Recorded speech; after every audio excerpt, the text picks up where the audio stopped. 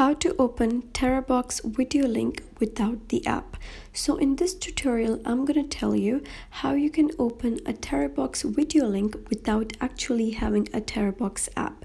So first thing that you're going to do is open any of the web browser in your phone.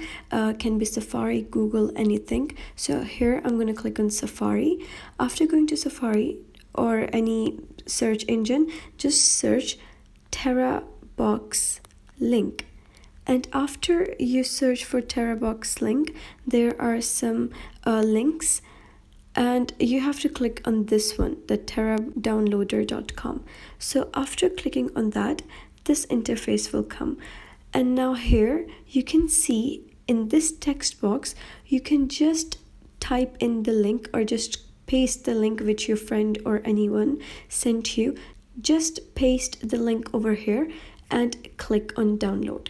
So now you can see that you don't really actually need an application of Terabox to view the video. So that was how you can view a Terabox link without the Terabox app.